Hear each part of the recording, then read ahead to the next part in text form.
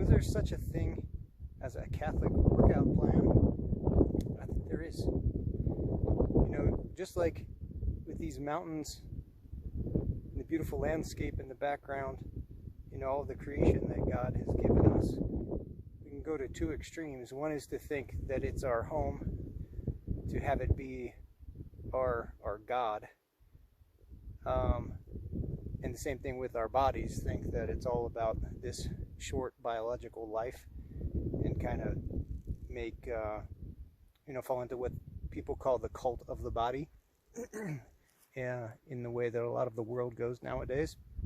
But the other extreme is kind of, some of the ancient heresies that are still alive today, like Gnosticism, etc., that think that this body is evil, and even physical creation is evil, and that we're all spiritual and that's all that matters. They're both major errors. God made humans special in all of creation.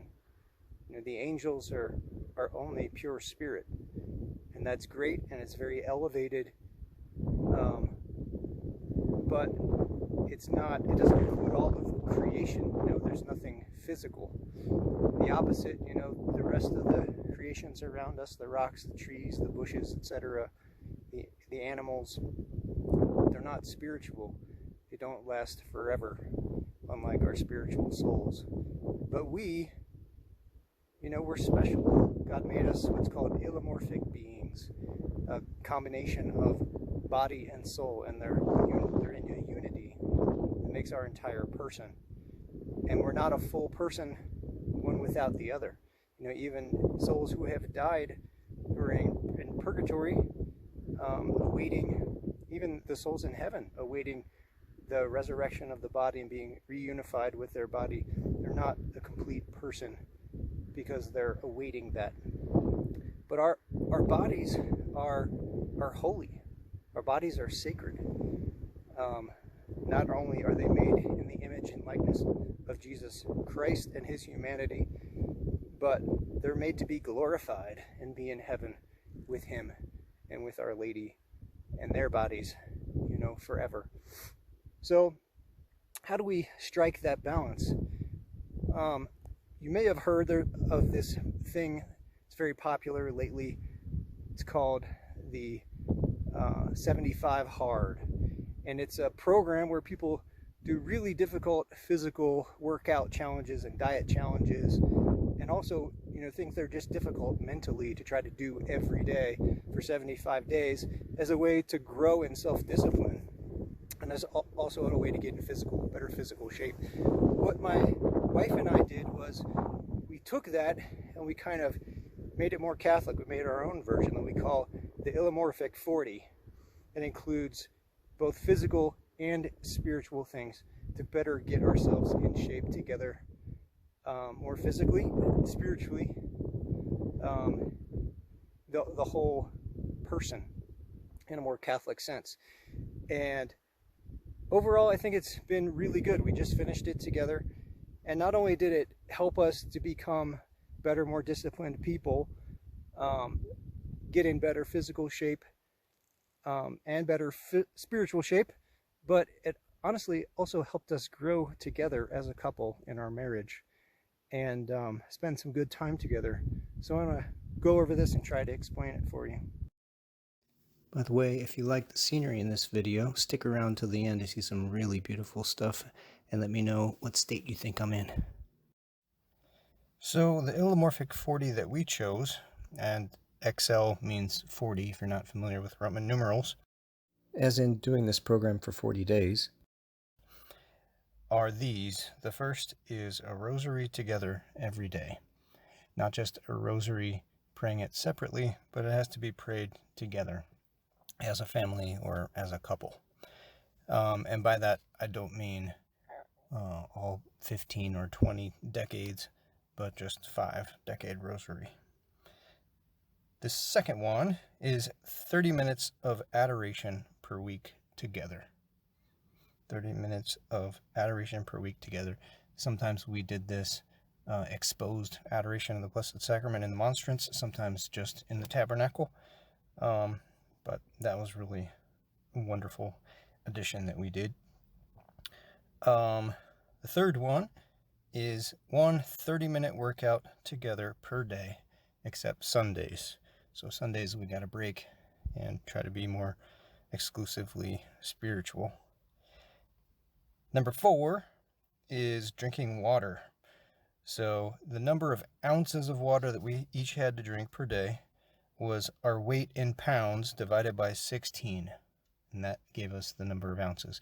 So for example, I weigh 150 pounds, and that came out to 9 cups for me per day, or 2 of my large water bottles.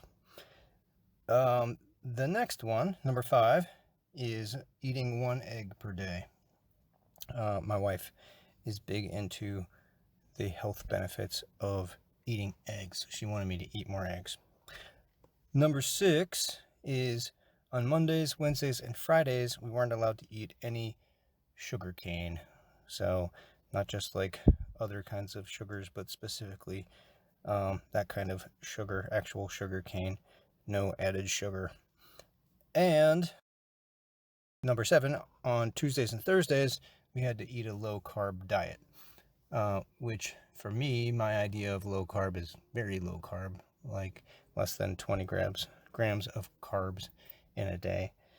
But again, these are our ideas, and you can choose your own system or try ours and, figure it out according to what you think is good for you.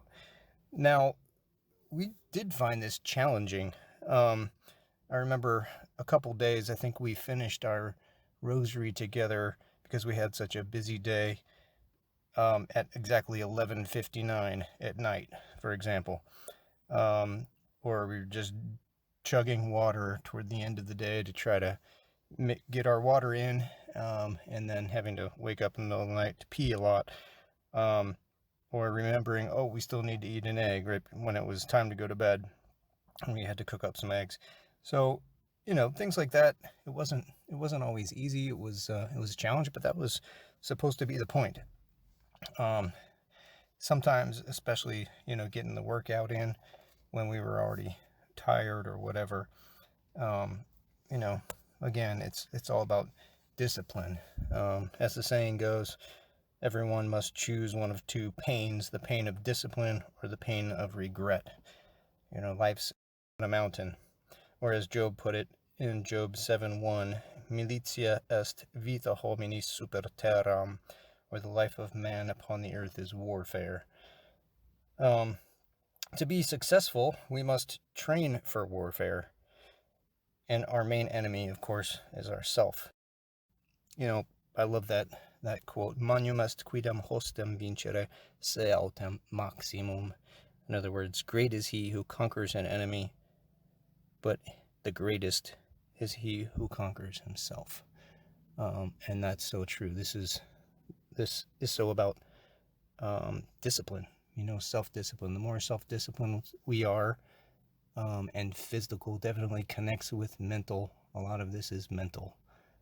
The more self-disciplined we are, the better we are. The better we can do what's right and be unselfish and be generous toward others, toward our spouse, toward our children, toward others. And, ultimately, hopefully become holy and loving as we're created to be. So now, kind of like in Lent, when you make a Lenten resolution to gain a virtue or lose a vice, in the long term, I think I might propose to my wife that maybe since there are 7 of these, we might pick 1 per day to continue with, instead of all intensely, all 7, now that we've finished technically, but just to kind of continue these good habits and continue to grow together. So I hope this has been helpful for you. If you choose to try it or try something similar, I'd be really interested in finding out what you tried and how you found it. So, please comment if you're going to try it or if you have tried it, and let us know. So, for the greatest glory of God, ad maximum Dei gloriam.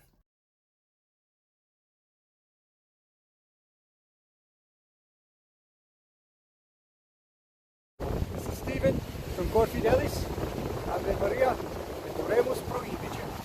Et oremus pro invicem. Ave Maria, et oremus pro invicem. Ave Maria, et oremus pro invicem. Ave Maria, et oremus pro invicem. Oremus pro invicem. Oremus pro invicem. Oremus pro invicem. Oremus pro invicem. Ave Maria, et oremus pro invicem. Oremus pro invicem. Ave Maria, et oremus pro invicem.